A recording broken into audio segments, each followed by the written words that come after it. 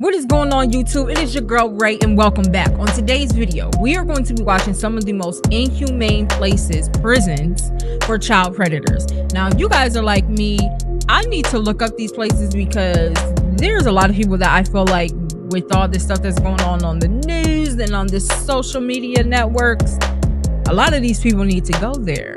I thought to look into this video and see what those places are like, and they said inhumane. So like, do we feel sorry for these people? I mean, you're a CP.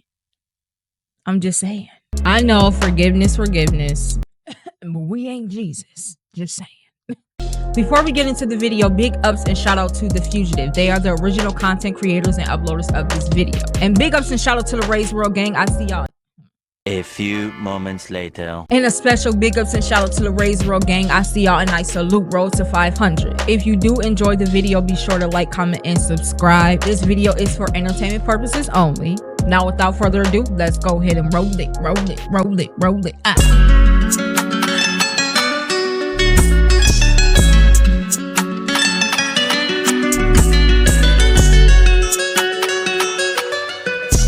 Cells or prisons have always been a place of punishing offenders, but some cells do more than mere incarceration. From the halls of Eastern State Penitentiary, where inmates get haunted by roaming spirits, to North Korea's prison camps, where inmates face endless cruelty. Each of these prison facilities has earned a notorious place in history. Let's delve into the cells that have been described as worse than death.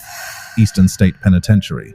This prison has been considered by many as one of America's most haunted places. Opened in 1829, it was the first true penitentiary, which was initially designed to encourage penitence rather than offering punishment for prisoners. It was built based on the notion that solitary confinement would encourage inner reflection and, in essence, true reformation. So, the cell blocks had exercise yards, skylights, and arched ceilings. The facility received its first inmate, Charles Williams, a man convicted of burglary, in October 1829. What originally consisted of 3 single-story cell blocks became a 5-story building within 2 years to accommodate the growing number of prisoners. By the 1870s, more cell blocks were constructed between existing ones. However, the new cells lacked a lot of features present in the original cells. With that, the system of solitary confinement could no longer work and started to break down until it was finally closed in 1971. The 142-year history of the penitentiary was full of suicide, disease, murder, and torture, which was why some people thought the spirits of troubled souls were left behind to roam its abandoned halls. Some of the harsh punishments used on prisoners included the water bath, in which inmates were dunked, then hung out on a wall during winter until ice formed on their skin.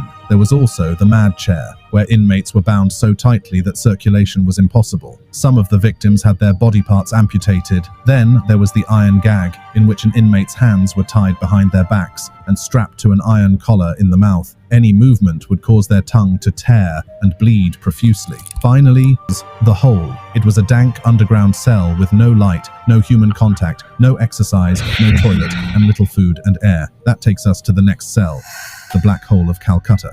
This prison cell used to hold 146 mostly British prisoners captured after the Nawab of Bengal took over the city from the East India Company. In the mid-18th century, Kolkata in Bengal became a major trading port for the British East India Company, EIC, who was seeking to expand its control of trade and territory in India. However, realizing that the EIC was not interested in paying to improve the fortifications of the city, the Nawab of Bengal, Siraj-ud-Dowlah, laid a short siege on the city in 1756. Unfortunately, the city fell, and those captured would later be the source of the infamous Black Hole legend. According to one survivor, John Zephaniah Holwell, 1711 to 1798, the Black Hole had only 2 small and heavily barred windows, so there was very limited light and air to the dungeon. As a result, prisoners suffered extreme heat and humidity, dehydration, and insufficient air that out of 146 inmates in the Black Hole, only 23. As Holwell later said, "We had been but a few minutes confined before everyone fell into a perspiration so profuse, you can form no idea of it." This consequently brought on a raging thirst, which still increased in proportion as the body was drained of its moisture. Every man's thirst grew intolerable, and respiration difficult. Now everybody, except those situated in and near the windows, began to grow outrageous, and many delirious. Water, water, became the general cry. At last I became so pressed and wedged up, I was deprived of all motion. While the black hole was like a dungeon, the next prison was more. The Hanoi Hilton. The next prison was more. Now I'm thinking that these are just like current. These are like in history leading up until now, the worst prisons ever to exist. That is crazy, bro. Okay, I understand, sending someone to jail for doing something unlawful. But the treatment in there is just, I don't know. That's gonna be that's a call on Jesus. I don't really think I can even comment on that. I really don't. I don't know. I couldn't imagine going through any of these things. Like, if you don't want to do the time, try not to get caught even looking like you're doing a crime. Because, bro, at this point, I feel sorry for some of the people that are in there that didn't do anything to put themselves there. That is insane. I couldn't imagine. That's crazy. Hilton, otherwise known as Hoa Loa Prison, this prison was a famous prison located in Hanoi's French district. It was first used by the French colonial government. Later, it became the destination for North Vietnamese political fighters during the Vietnam War. Then the main holding camp for American prisoners of war that were captured during the war. While active, the conditions in the prison deteriorated as the number of prisoners increased. What was originally intended for 450 inmates later became home to over 2,000 inmates by the 1950s. Apart from being kept in what has been described as subhuman conditions, many of the inmates were tortured and executed. The first U.S. prisoner sent to Hoa Lo, Lieutenant Junior Grade Everett Alvarez Jr., was shot down on August 5th, 1964. Hundreds of American POWs endured months of isolation and horrible conditions at Hoa Lo. They were repeatedly interrogated and tortured and endured enormous levels of physical and mental abuse. Other well-known veterans that spent years in confinement, there included John McCain, James Stockdale, Bud Day, Joseph Kittinger, James Robinson Reisner, Jerry Coffey, and Everett Alvarez. John McCain and Bud Day were tortured regularly for 5 years. However, following the end of the Vietnam War in 1973, about 600 prisoners of war, including those held in the Hanoi Hilton, were released. While Hanoi Hilton left a haunting legacy, the next facility's brutal conditions reveal a different kind of torment. The oubliette. Oubliette is a French term which means to forget. It was so named because a prisoner was thrown into one and then forgotten. That being said, an oubliette was made to become a specialized type of dungeon. Oubliettes became popular during the medieval period. They were shaped like a very narrow passage, not wide enough for inmates to either sit down or get down on their knees. Rather, they could only stand or lie prone as they starved to death. They could also tilt their head back to see the gate, far above their head and out of reach. One of the most infamous oubliettes in history is located in Leap Castle in Ireland. Leap Castle is believed to have been built in the early 1500s by the violent O'Carroll clan. As was later explained, the castle oubliette was once used to store valuables and as a hiding place. Unfortunately, the O'Carroll clan used it for a different purpose. They allegedly fitted wooden spikes in the dungeon, then threw doomed victims into its depths. It wasn't until the 17th century, when the castle was taken over by the Derby family, that dozens of impaled skeletons were found in the oubliette. It was also reported that the oubliette in Nottingham held a famous prisoner, the legendary outlaw Robin Hood. But the oubliettes are not as bad as the next prison, which pushed the boundaries of human cruelty even further. The Siberian Goose. First of all, don't ever do Robin Hood like that. Y'all did not catch him. That was somebody else. But like, bro, that is insane. They just threw people in there where there were spikes, no food or water. How were people able to do this? I understand incarcerating somebody and making them pay for the things that they have done. Leave it to Jesus, because that's murder. I feel like you are no better than that person if that's what you're doing. I don't know. I don't know if I'm being very unbiased or biased. I don't know. I don't know, guys. Because at this point, it's like I'm for the incarceration, but not this. This is another. I've never seen nothing like this before. Like this is different. Gulags. The Gulag was a system of Soviet labor camps. It was not too different from Hitler's concentration camps. Stalin's Gulag housed political prisoners as well as common criminals. In 1947, Soviet state planners decided to build a railway linking the Great Siberian rivers Ob and Yenisei. The project was named Project 501. Somewhere between 80,000 and 120,000 Gulag inmates, mostly political prisoners, were to participate in the building. As they traveled, they also constructed their own prison camps. At least 20,000 of them never returned. Vorkutlag held different prisoners, from the commander of Germany's Sachsenhausen concentration camp, Anton Kindl, to Yiddish, French, and Estonian writers. There, prisoners experienced intense cold for 10 months in a year. They couldn't touch any metal tool with a bare hand, as it could tear off their skin. They also couldn't go to the bathroom. One survivor recollected in a 2018 collection of memoirs how a bout of diarrhea landed some prisoners in the snow forever. Based on camp records, while only 25% to 30% of prisoners had underclothes, only 48% had warm boots. Others had to improvise by wearing footwears made from rubber tires and rags. Between 1929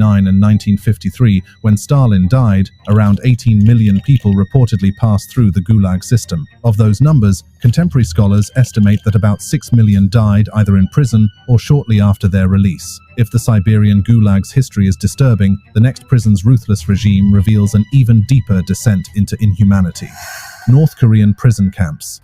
During the height of famine in North Korea in the late 80s, the government set up many low-level labor camps where it held those who were either caught crossing the North Korean-Chinese border or were repatriated from China. The conditions in these facilities, often referred to North Korean gulags by Western media and critics, are life-threatening, something similar to historical concentration camps. A significant number of inmates continues to die each year after being subjected to torture and inhumane treatment. There are also instances of infanticide, as well as public and secret executions of inmates, especially those who attempted to escape. Others that survived execution died of starvation, illnesses, work-related accidents, or torture. It is estimated that over 1 million people, most of whom were political prisoners, are routinely forced to perform slave labor. A male survivor recounted how he was detained multiple times for defection and crossing the border with China to seek work. He further described how he saw prison guards raping women detainees. While in detention, he was beaten up and forced to crawl with both hands and knees. Later, prison authorities allowed him and others to bend their backs forward 90 degrees when moving. Another female survivor corroborated the experience of the male survivor. She revealed how they were not allowed to move or talk in the cell. Though inmates at North Korean prison camps experienced serious agonies, they're nothing compared to the next prison facility, where researchers were turned into objects of research. Unit 731 in Japan. Let me tell you something. If they had prisons like this in America, nobody would do anything to go to jail, bro. Like, nobody is doing anything because Rikers Island don't got nothing on this from what I know.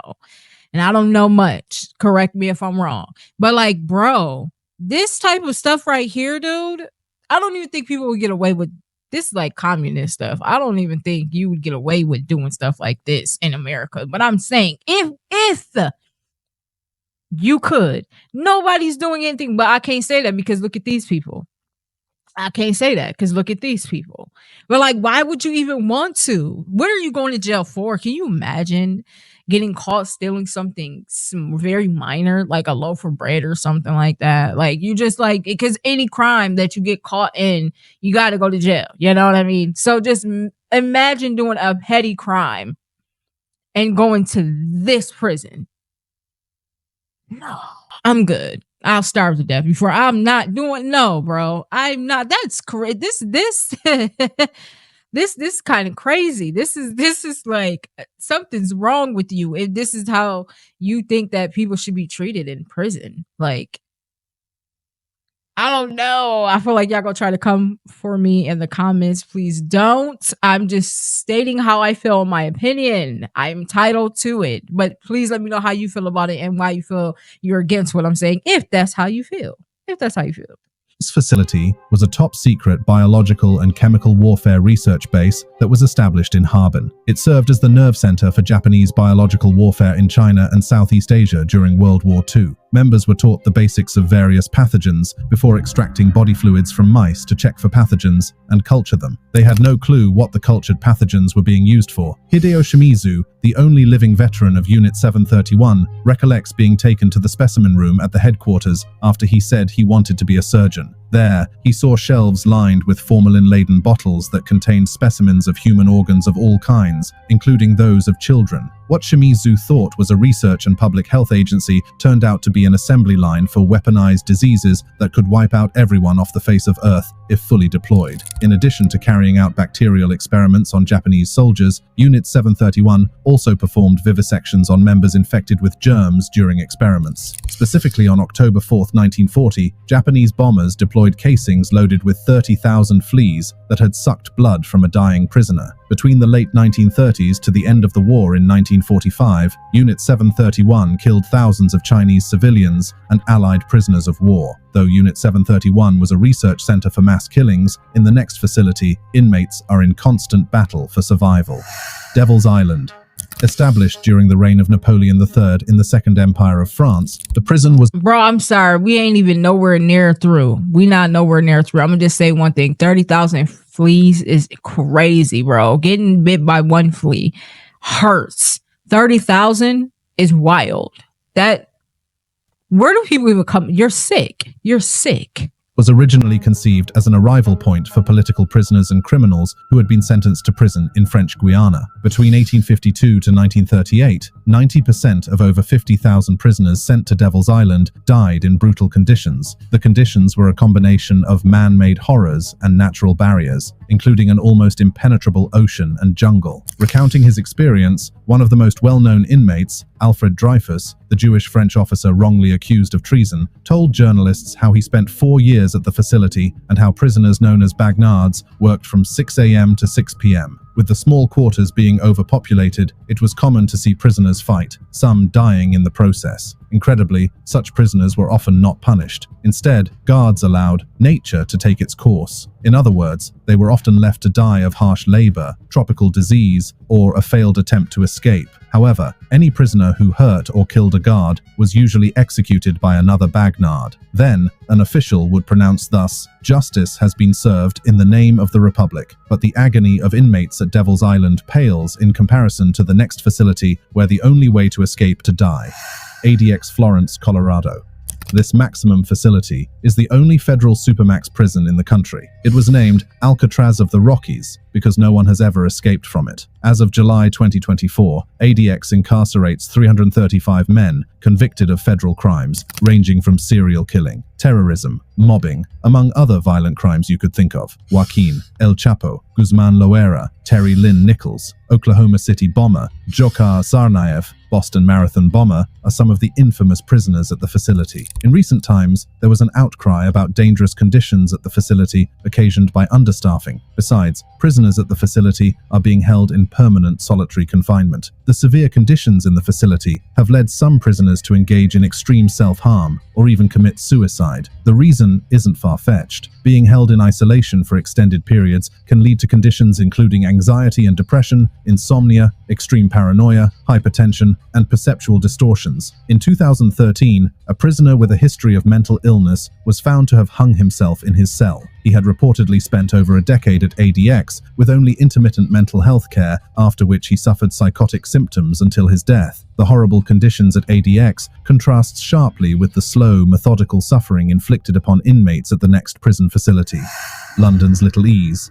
Located in the Tower of London, the prison facility was an infamous torture cell that is notorious for its tiny size, a mere 1.2 square. Its cramped size often puts prisoners in unbearable positions. They couldn't stand, sit, or lie down. In addition, the cell had no window and was in constant blackness. Inmates had to crouch in solitary confinement for days, or even up to a week, before they got released for interrogation and torture. There were reports that Edmund Campion, a Catholic priest in Elizabethan England, was imprisoned for 4 days in the cell in July 1581. Also, Guy Fawkes was housed there in 1605. Fawkes, together with other plotters, were reportedly hanged, drawn, and quartered. Not only that, but their body parts were also displayed throughout London as a warning to others. Little Ease was designed to inflict extreme discomfort and physical suffering on prisoners so they could be forced to make confessions. The instrument of torture used on prisoners was known as the rack. It was a device where victims were laid and then pulled slowly by ropes attached to their hands and feet. These ropes were pulled repeatedly, thereby increasing the agony of the prisoners being interrogated. The brutality of Little Ease is nothing compared to the scene of outright carnage in the next prison, Alcatraz's D block. Designed to be used... Dude, I would not commit no crime back in the day. No crime. I'm not doing Nathaniel. Nothing at all. Won't catch me. What? Not a chance. If I'm not Assassin's Creed, I'm not doing nothing. Like, I tell you what, you ain't gonna catch me doing nothing I ain't supposed to. Ain't no freaking way. That, oh my gosh, I cannot imagine. I want to like visit some of these places because let me go ahead and get back into the video, y'all. Because you know, if I start, I ain't gonna stop. As a treatment block for some of the worst criminals. This prison makes inmates go through varying degrees of punishment, such as isolation, solitary, and strip. Prisoners spent between 3 and 19 days in solitary and were locked in their cells for 24 hours a day. Robert Franklin Stroud, nicknamed the Birdman of Alcatraz, was in solitary confinement in the block for 6 years. He is one of the most notorious criminals in the United States. D block had 3 tiers. The bottom tier consisted of cells without furniture, while the upper 2 tiers had beds and toilets. Sometimes prisoners were kept in total darkness, such that they would want to go mad. As one of the workers who did repair works on the prison stated, inmates who overstepped their boundaries were kept in cells located at the end of D block, known as the hole. Inmates in the first cell could only have 1 10-minute shower and 1 hour of exercise in the yard in a week. The other 5 cells of the hole only had a sink and toilet. The very worst was the final cell, nicknamed the Oriental, or strip cell, which contained a hole in the floor as a toilet. In there, prisoners would often be confined naked for 2 days. While D block was a prison of endless cruelty, the next prison ensures that prisoners never see the light of hope. Khmer Rouge's Tuol Sleng Prison, S21, in Cambodia.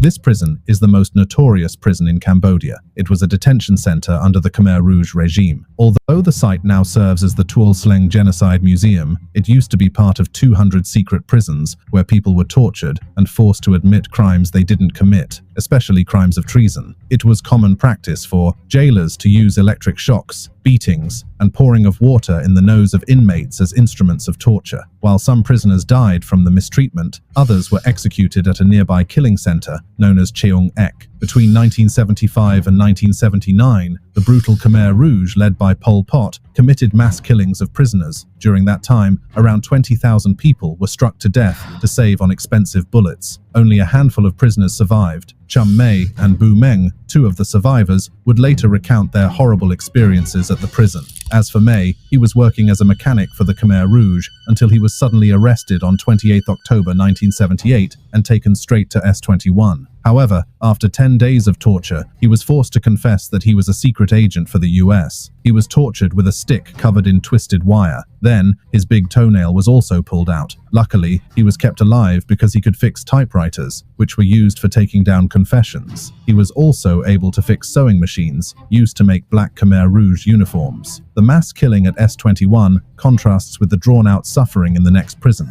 Abu Ghraib prison in Iraq. This prison... Imagine being caught up at the wrong place at the wrong time. Being with one of your friends. Or anything. Or just being profiled. Not even being the person that they capture, bro. And you end up in a place like that. Sick. I cannot... Oh my gosh. It just gave me chills. It literally gave me chills. I can't.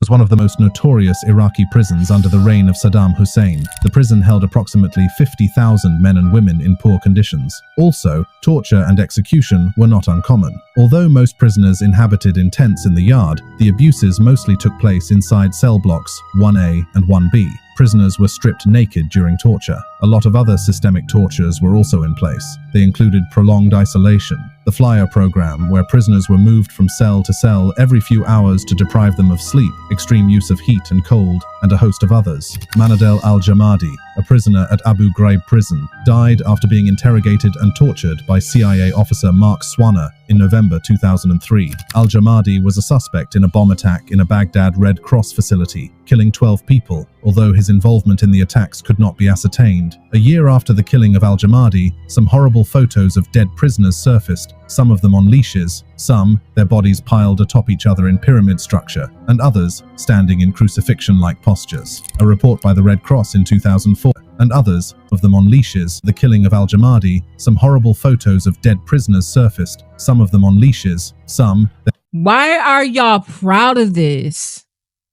Like, y'all are sick, dude. Not look like kids over there in the corner. I hope it ain't. Please, God. YouTube, it's not. It's not shoes or something, a shirt or something balled up.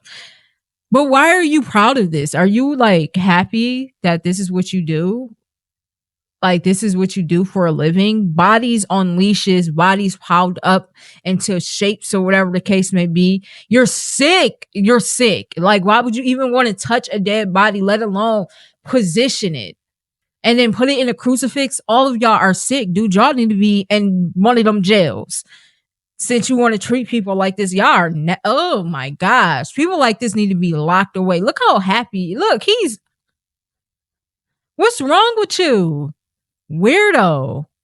Their bodies piled atop each other in pyramid structure, and others standing in crucifixion-like postures. A report by the Red Cross in 2004 reveals that the prison housed a largely innocent population. An approximate 70 to 90% of the prisoners were alleged to have been mistakenly detained. While cruelty knows no bounds in Abu Ghraib prison, the next facility utilizes psychological torture. And then you're gonna say half of the prisoners were wrongfully, like, I can't talk, bro. I keep getting tongue-tied because this stupid Bell's palsy got me sounding retarded. What I'm trying to say is here, half of these prisoners didn't even do anything, bro. I don't even want to comment. And you're this proud. You don't even know 100% sure if the prisoners did what they. That is so. Jesus, fix it, Lord. Fix it, Lord. Fix it. You got to come home because. You gotta come home. As a weapon of choice. Nazi concentration camps.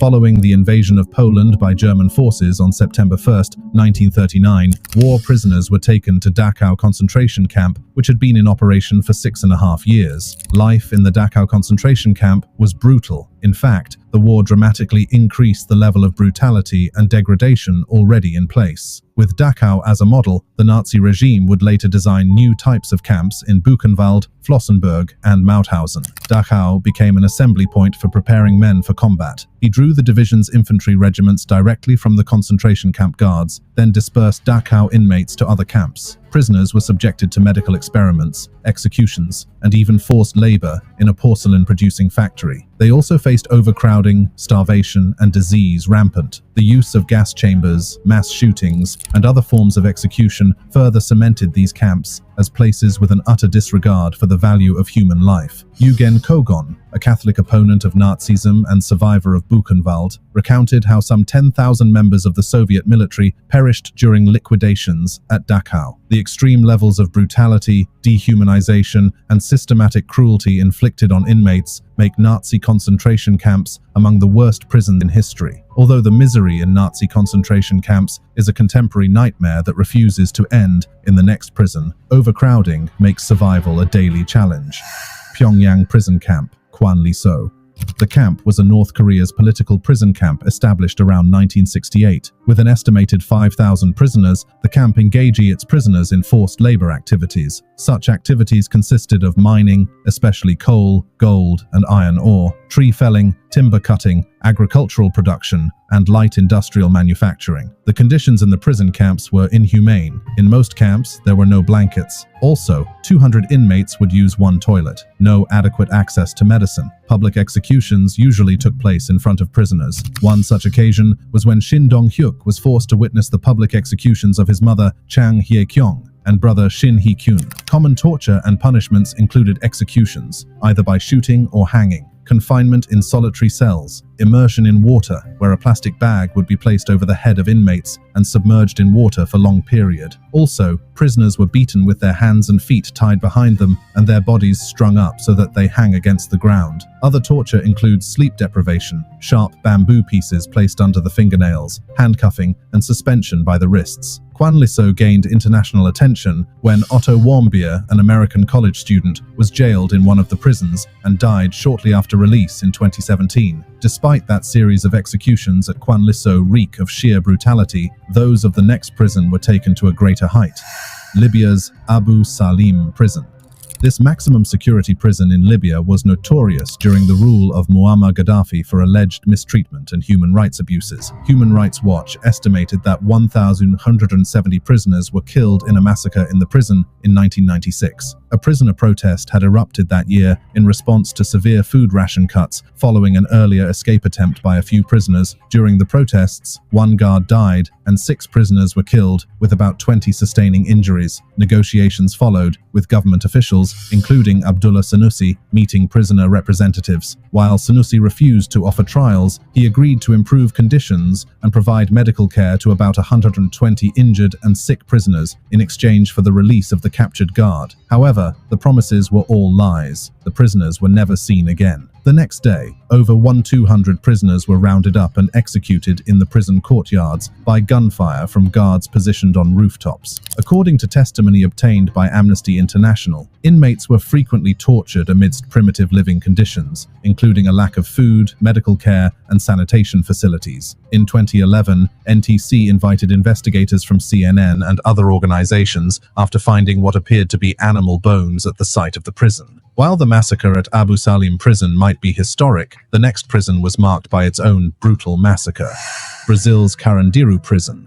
The prison, located in São Paulo, Brazil, was originally designed and built by Samuel das Neves in 1920 to meet the new demands of the 1890 Criminal Code. At its peak, it housed over 8,000 inmates. Drauzio Varela, a Brazilian physician, volunteered as an unpaid physician in Carandiru from 1989 to 2001. In particular to address its AIDS epidemic. He would later describe in his book, translated in English as Carandiru Station, his own experiences at the prison and the dreadful conditions of the inmates. The prison became the site of the Carandiru massacre in 1992. The massacre followed a riot that began as an argument between 2 inmates. It quickly spread, with rival gangs engaging in a face-off. In response, riot police brutally repressed the riot, leading to the death of 111 inmates. In 2001, Cole Ubiratan Guimarães, who led the police operation, was convicted of using excessive force. However, he was acquitted on appeal in 2006. Eventually, Carandiru was closed in 2002, shortly after simultaneous uprisings coordinated by inmates in 27 jails across São Paulo state, during which thousands of visitors were held hostage. Only one block of the building was left intact to be used as a museum, which is now open to the public. From this Carandiru field of massacre, we move to a facility that introduces a new level of cruelty: